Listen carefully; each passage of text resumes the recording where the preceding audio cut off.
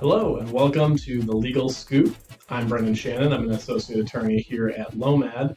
And if you're new to this is a series where we discuss recent decisions from the Third Department or the Court of Appeals and talk about how they could apply to your cases.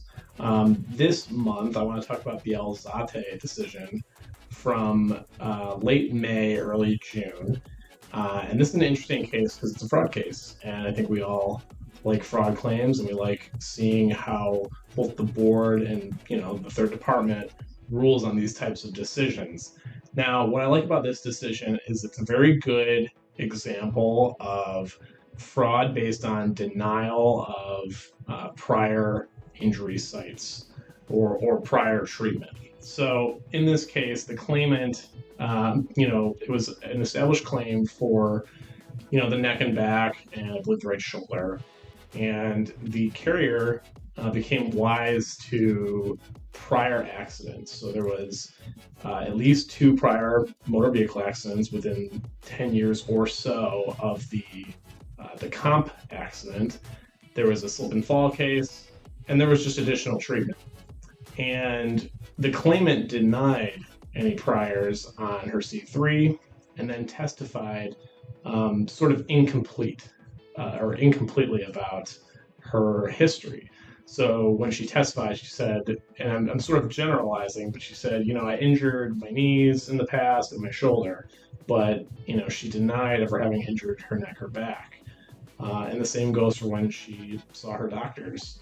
And interestingly, the law judge found no evidence of fraud, but the board disagreed and found fraud. And then that was ultimately affirmed. Now, what's notable is that denials of prior treatment or prior injuries can be deemed material enough for a 114A finding.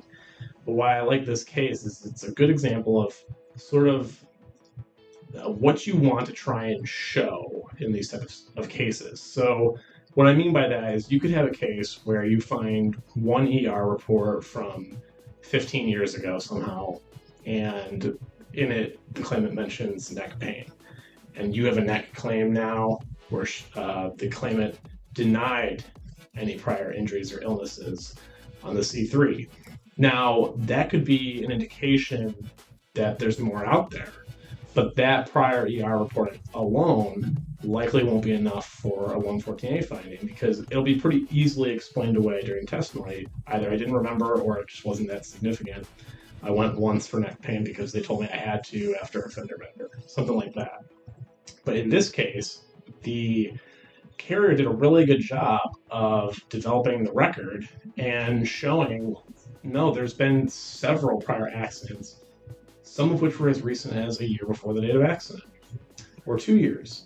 And by showing that, they were able to demonstrate that the claimant was not credible in, A, denying no priors to the neck and back, and B, trying to then claim, in this case, that she didn't remember, and that there was a language barrier. Now, the language barrier issue was not actually addressed by the Third Department because it wasn't raised below, but they did at least consider the idea of whether the claimant did or did not remember, which with something like that, they'll sort of defer to the board's determination. The board said that's not credible because these were so recent and so extensive that we don't believe you.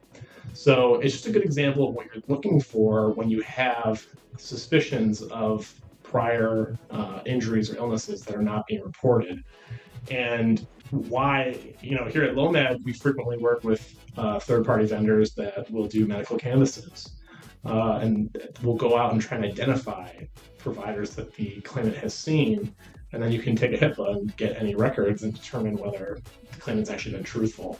So that's the Alzate decision.